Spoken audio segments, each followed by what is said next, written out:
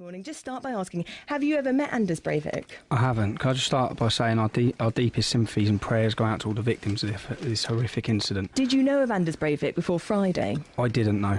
But fellow supporters did of the EDL, didn't they? According to Breivik's Facebook, 600 EDL supporters. 600 out of 100,000 followers on the internet. So it doesn't mean any of them have met them. They're cyber friends on Facebook. I had 7,000 friends on Facebook. I only knew about 100 or so of them. But 600 EDL supporters are his friends on Facebook. Yeah, they were. EDL has got links, hasn't it, to Well, it says it's got links. I think we don't need speculation or opinions. Opinions are like elbows. Everyone's got two. We need the facts. The facts are, because there's been this smear campaign and word association. The facts are 600 are his friends on Facebook. The facts are on page 1438 of his document. He states that EDL are in fact anti-racist, anti-fascist and anti-Nazi. They have many members and leaders with non-European backgrounds, Africans and Asians. The EDL and his group principles can never be reconciled as we are miles apart ideologically.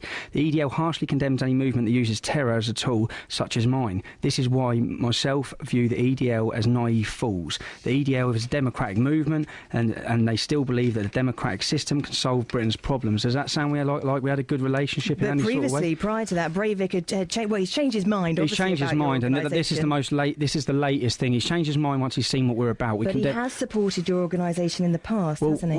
We share a part of an ideology that we believe that Islam is a serious threat to Europe. Well, we believe that. Let's not talk about your ideology, because we've heard about it many a time here on Breakfast. What I want to talk to you about this morning is Newsnight last night on the BBC. You made an extraordinary claim that we're heading for attacks here, which Norway has suffered on Friday. In fact, we could see them here. I've made that claim for you. I've made that claim 5 to 10 years' time. I've made that claim prior to this. You're planning for this then, are you? I'm not planning for it at all, no. I condemn all acts of violence and extremism. What I'm saying is, if we don't plan against this, it will happen. And God forbid we need that on our soil. What leads you to believe it's going to happen in the first place? Because when you live at a street level like myself, you understand the anger and frustration that there is in our communities. There's a lot of anger, there's a lot of frustration. People are deeply concerned with Islam, and by brushing them under the carpet, not just brushing them under the carpet, anyone that opens their mouth being deemed a racist, we see our local politicians calling us outsiders. There's an alienation period going on with the working class community of this country, and if they're not careful, they are going to create monsters.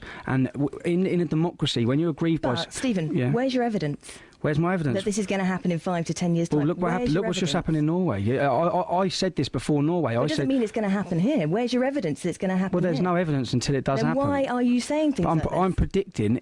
I'm predicting. So this is your gut feeling. There's an undercurrent of anger. Do you not think by saying things like this is what will stir it up in the? No, first I believe place? that by ignoring things like this and not talking about things like this will allow it to happen. And God forbid, we want to prevent anything like that happening on British soil. And to prevent it, they need to start accepting that there's an elephant in the room. It's called Islam. Let's talk about it. Let's not brush it under the carpet. Let's not try and pretend that it's hunky-dory and Islam is not a religion. Islam's a religion of peace. But this is what you're very good at, isn't it, as the EDL? You preach intolerance, yet you don't want to take responsibility for the effect of the rhetoric on other people. I mean, there's the definition... No, that's the definition of power without responsibility. What you do is you light the touch paper.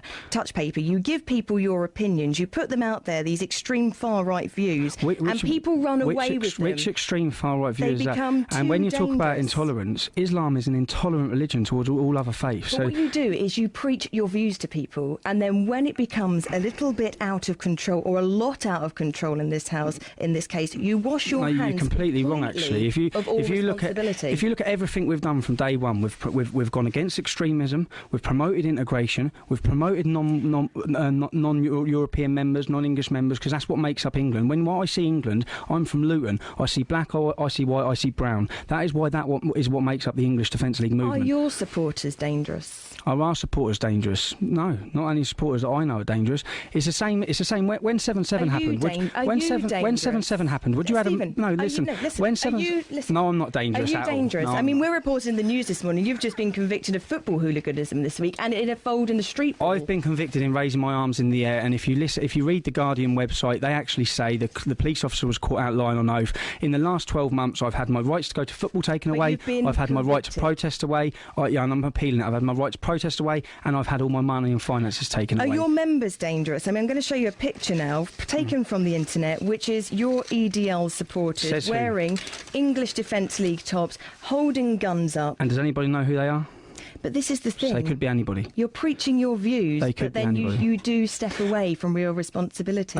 If you look at what we've preached non-extremism, non-violence from day one. That's all we've ever done. We've condemned it. We've tried. We're in a democracy. When you're angry, you go out on the street and you're supposed to protest. That's what you're supposed to do. It's your democratic right. That takes away. If that democratic right is taken away, when we come to Luton, we had serious issues in Luton which we wanted to highlight. We came here, we peacefully protested in our thousands, yet we had politicians telling us we're scum, they don't want us. These are the dangerous times when there's treading on these times to try and take people's rights away from them. I've had my democratic right to protest taken away from me, so have many of our members. As the EDL, do you no longer know who you are?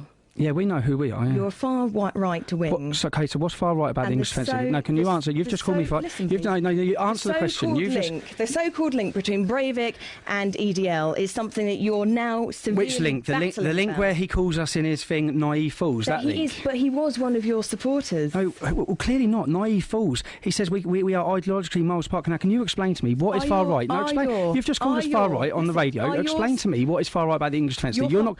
Yeah, explain to me what's far right. What you preach in your views. Okay, so against homophobia, against anti-Semitism, tell me which part is far right. Just explain to me which part's far right. What you preach in your views. Which part? You're not going to be able to answer it because we're not far right organisation. I'm coming to it. Go on then, what's far right? What you preach in your views is far right. Like what? Because what you go around preaching. Like what? Well, well, you haven't got an answer because we're not far right.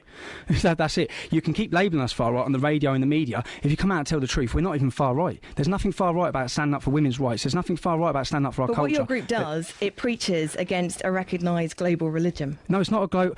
Is it a religion when you get the death penalty for leaving it? See, in my mind, that's an that's a cult. And the Italian government have come out and said this is not a religion. This is an ideology. And across Europe, you're seeing all politicians coming out and explaining it's not. It's an ideology that is masquerading as a religion. I'm glad you've just confirmed that there's nothing far right about our organisation. Do you worry that a minority of your supporters might go too far? No, the biggest worry to me and this country is a minority within the Islamic faith. That's the biggest worry. Let's not pretend that the biggest worry is any far-right organisation here. The English Defence League have never committed any acts of violence. We've never blown anything up. We've never bombed anyone, killed anyone or maimed anyone. That's only happened on our soil by members of the religion of so-called peace. Stephen, many thanks for talking to us this morning. Stephen Lennon from Luton, also known, of course, as Tommy Robinson, and the leader of the English Defence League. You didn't, frankly, have the balls to put country before party.